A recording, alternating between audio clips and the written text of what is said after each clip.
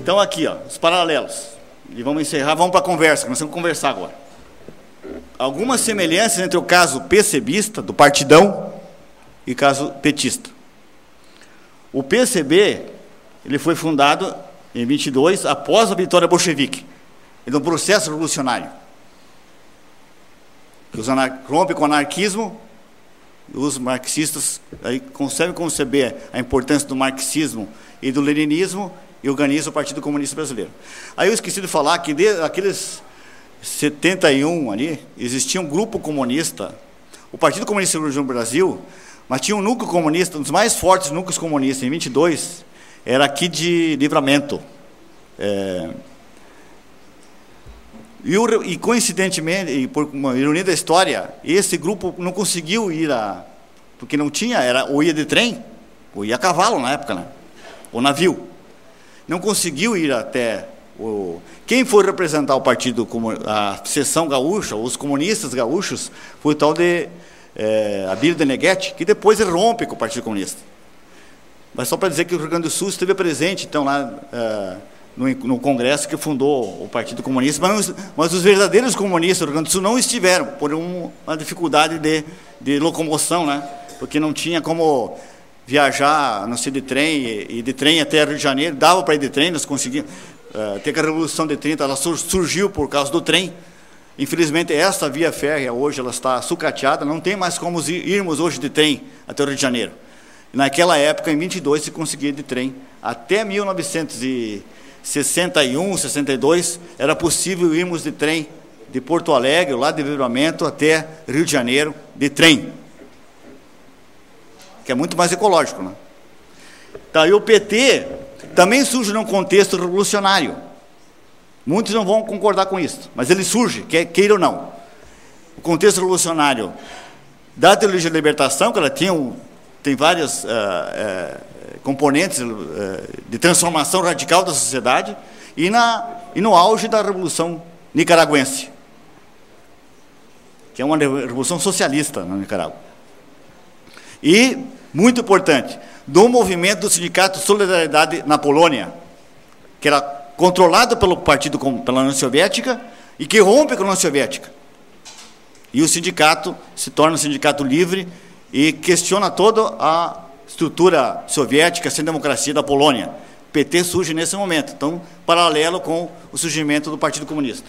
Segundo, crise da social-democracia. Lá, a social-democracia de Rosa Luxemburgo, decorrente da Segunda Internacional.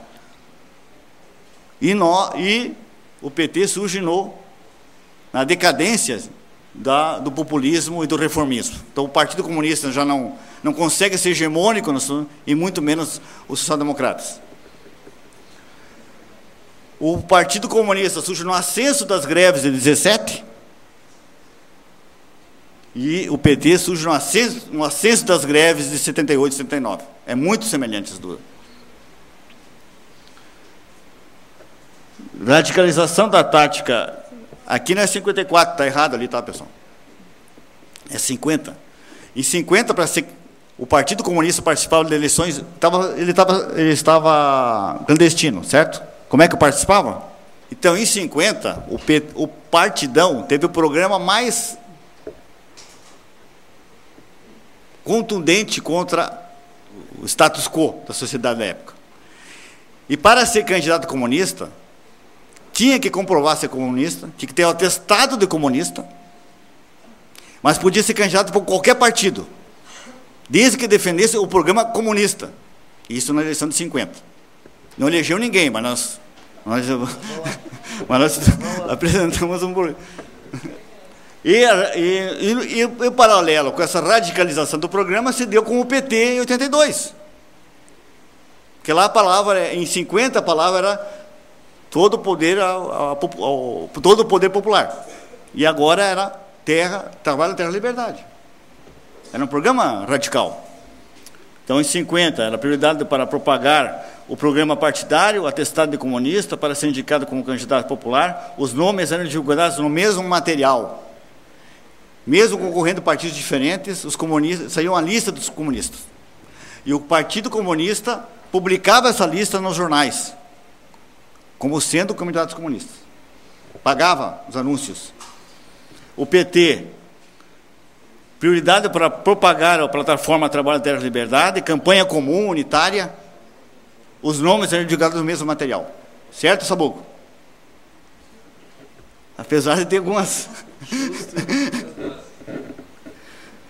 O Henrique, tem candidato a vereador de 32, está aqui o Cláudio Azevedo, o Henrique Schuster.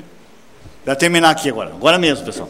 E aí, aqui que talvez que sintetiza bem essa nossa fala aqui, para entender o que está acontecendo agora no momento.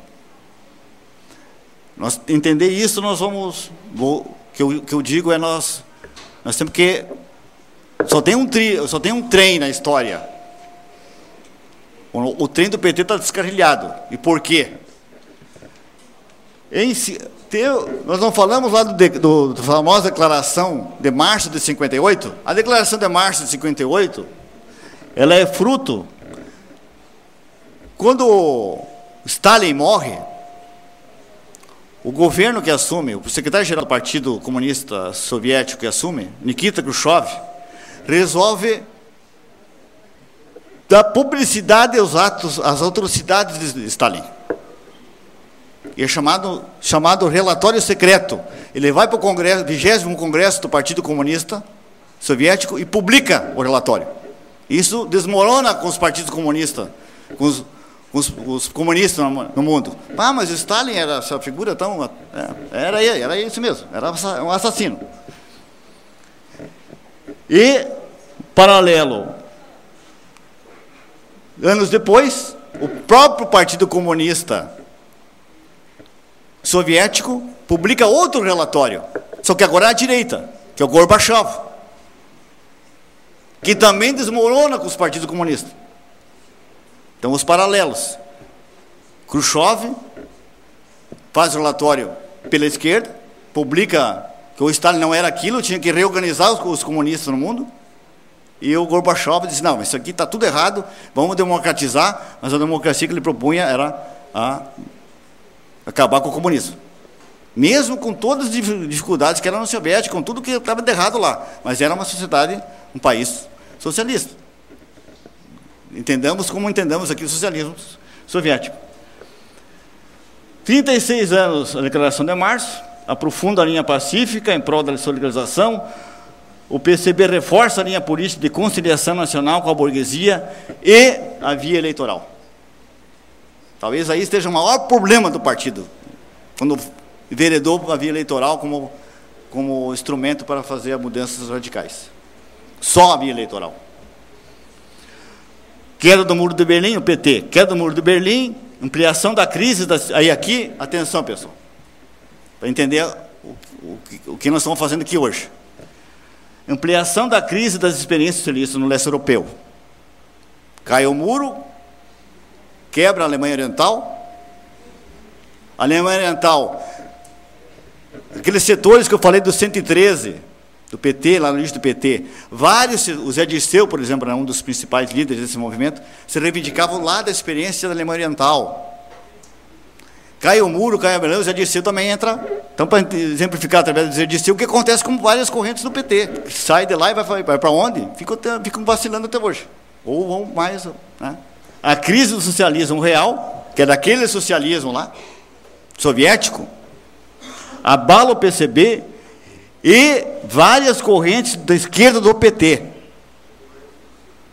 que iniciam um processo de revisão do programa marxista. O PCB se dissolve em 92, a maioria liderada por Roberto Freire funda o PPS e rompe com a luta pelo socialismo. Isso não é coisa pouca, pessoal. Então aí tem vários traidores aí, e o principal deles que eu que eu quero reafirmar isso, que é um dos principais traidores da causa socialista no Brasil, se chama Roberto Freire. 11 anos do PT, primeiro congresso, surgem as primeiras teses revisionistas, rompendo com a luta pelo socialismo. Então, várias correntes do PT, a partir do primeiro congresso, romperam definitivamente qualquer perspectiva de luta pelo socialismo. E a via eleitoral, Eu não tenho nada contra as eleições, viu, pessoal. As eleições são importantes, até como forma de ter termos disputas programáticas importantes, de saídas, inclusive, para melhorar as condições de vida dos trabalhadores. Agora, ela, como única alternativa, é o problema. E hoje, majoritariamente, o PT, ele é hoje hegemonizado pelas suas correntes.